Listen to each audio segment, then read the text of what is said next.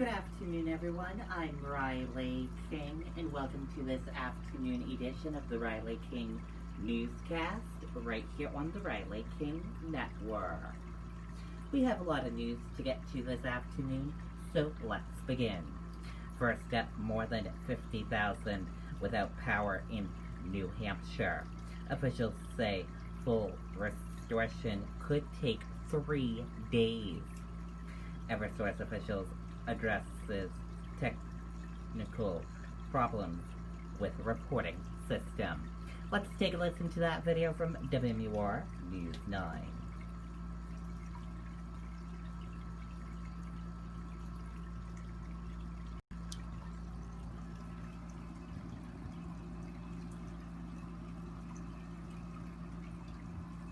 Hello, everyone. I have something to ask you. Will you add your name to join my campaign?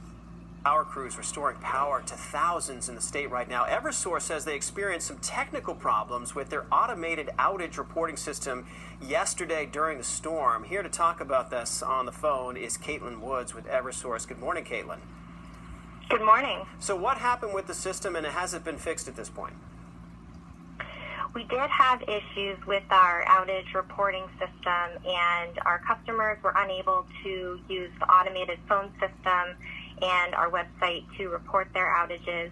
We had multiple teams working with AT&T to get that resolved as quickly as possible, and our customers are able to report their outages using our online tool and by calling us at 800-662-7764. Of course, the big question people have when they lose power, when will they get it back? Can you give us an update on how many customers are out of power right now and when they could get it back? Yes, this storm brought incredible damage, not just to New Hampshire, but throughout New England, all along the entire eastern seaboard. And we know that in the midst of a sweltering summer and an ongoing pandemic, being without power is an additional source of distress for our customers. So we have hundreds of line, tree, and service workers throughout the state working to restore power as quickly and safely as possible under our pandemic plan. We have approximately 40,000 of our customers who remain without power, and we've restored a little more than 47,000 of our customers since the storm started. We won't stop working until all of our customers have their power back. And I know they're working hard as we speak. That number has been dropping, as you mentioned. How are things different for crews out in the field in a pandemic? During the pandemic, our crews are adhering to strict social distancing, hygiene, and hand sanitation. They're wearing masks when within 6 feet of each other, and our line crews are traveling in separate vehicles. It does make it even more challenging, so it could be a little longer for restoration than usual. If somebody out there sees a downed power line, I know we talk about this during storms, if you see a downed power line, what should you do? Yeah, always stay far away from any downed wires. Treat them as though they're live, and be sure to report them right away to 911. You can also report downed wires to us by calling us at 800-662-7764. All right, Caitlin Woods from Eversource talking to us on the phone this morning. Thank you very much. Power crews out there restoring power as fast as they can. About 40,000 Eversource customers are without power. And right now across the states, through all the utilities, it's about 55,000 outages as we speak. Caitlin, thank you very much. Okay, and there you go on that video and that report. And now let's take a look at your COVID-19 update.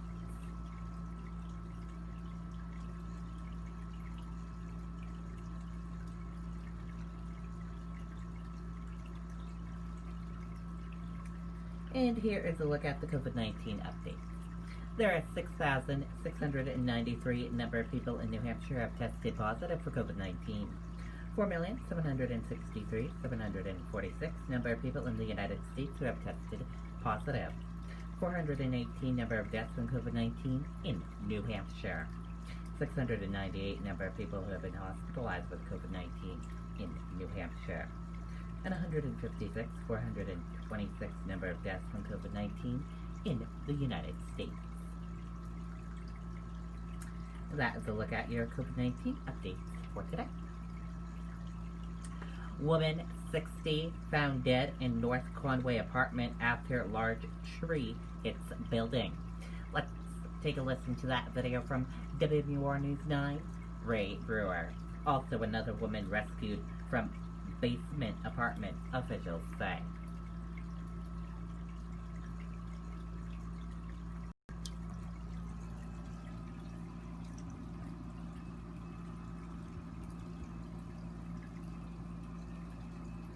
Outside, whether it's hiking, camping, biking, or boating, the warm weather and long days mean lots of... Good morning, Sean. There is some debris here on Kearsarge Road, but traffic, as you can see, is getting by. Now, from this angle, the house doesn't look too badly damaged, but you can see that police tape around the front of the house, the damage really in the rear of the home. Now, when our crew arrived early this morning, the alarm was still going on outside, the property otherwise dark and quiet. Now, the tree appears to have taken down some wires near the home and damage caused to the rear of the home as well. Now, right now, we are waiting for more information from local authorities about what happened when that tree came down. Again, as you take a live look at the scene here, it's unclear whether or not anyone was injured. As I mentioned, we do have a call into the police department. We're hoping to hear from them soon. We'll bring you any update as soon as we get it. Reporting live in North Conway, Ray Brewer, WMUR News 9. Okay, and there you go on that video and that report.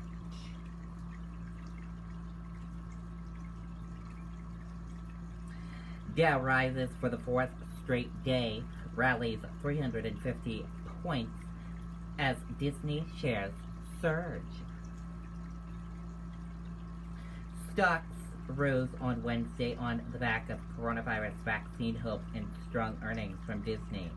However, gains were capped as July private payrolls data disappointed in lawmakers' continued negotiation on new virus settlement package.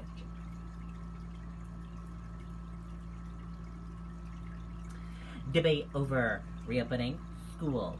Let's take a listen to that video from ABC News.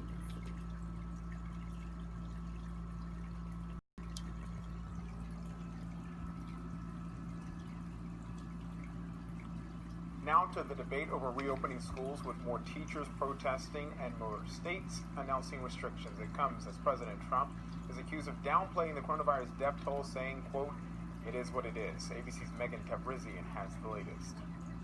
This morning, scenes of crowded hallways at this Georgia school sparking new concern about the spread of coronavirus among students. This interactive map from the New York Times shows how many people could show up to school unknowingly infected during the first week of classes. Counties in orange indicate at least 5 infections for every 1,000 students and school staff. Red, more than 10.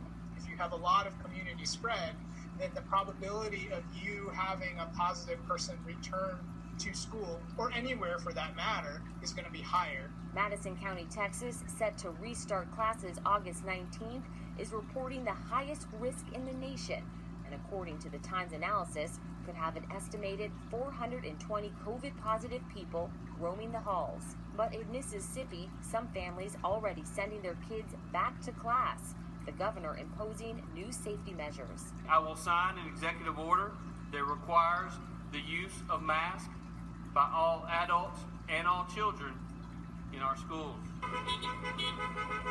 In Arizona, teachers are protesting plans to resume face-to-face classes. I'm scared that somebody's going to die. One school near Phoenix struggling after one teacher died, others now in quarantine. Students, staff, their families are going to be in danger.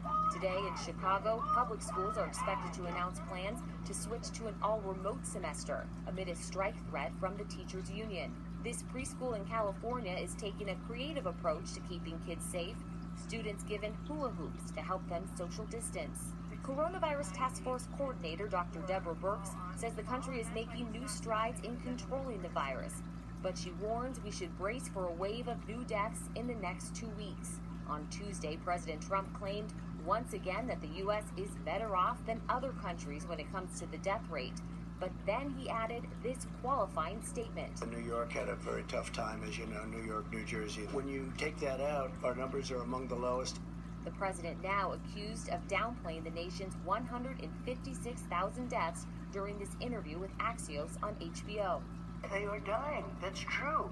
And it is what it is. But amid all the struggles, stories of survival, this COVID patient in New York is finally home after spending 132 days in the hospital. When I went down, it was only 150,000 cases. When I woke up, they told me 2.5 million. I was like, what? Are you serious? In sports, defending U.S. Open champ Rafael Nadal has announced he's skipping this year's tournament because of coronavirus concerns. The world's top women's tennis player, Ashley Barty, says she will also skip the tournament because of COVID.